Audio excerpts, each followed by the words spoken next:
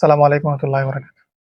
পৃথিবীর মধ্যে দালালি করার জন্য যদি কোনো অ্যাওয়ার্ড দেওয়া হইতো তাহলে ওইখানের প্রতিবারই চ্যাম্পিয়ন হইতো মনে হয় বাংলাদেশ। ভাই কি পরিমাণ দালাল যে এই দেশের মধ্যে, ক্ষমতায় যেই আসুক একদল চাটুকার দালালি করার জন্য প্রস্তুত।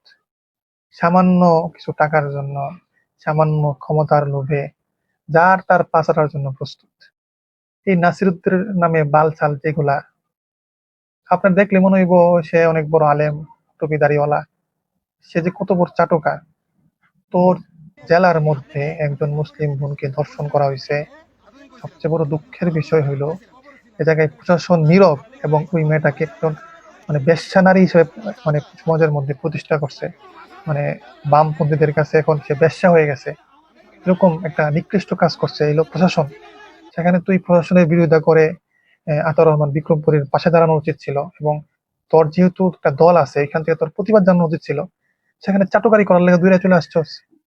তুই জানোস না এখানে কি হয়েছে, কি পরিমাণ চাটুকার। আজকে এই ধরনের মোল্লাদের লেগে এই জমিয়তুল উলামা কন, হেফাজুল ইসলাম কন, এই আলেমদের যে সংগঠন গুলো আছিল, প্রত্যেকটা সংগঠন এখন বিতর্কিত। এবং আমরা আমাদের নিজস্ব যে একটা ভাষা, এটা হারাই ফেলতেছি তোদের জন্য, তোদের মতো চাটুকারের জন্য। আল্লাহ তালা এই চাটুকার থেকে আমাদের সমাজকে রক্ষা করুক। এই নামদারি মুখোশধারী আলেমদের থেকে আমাদের সমাজকে রক্ষা করুক। আসসালামু আলাইকুম, আল্লাহ হাফিজ।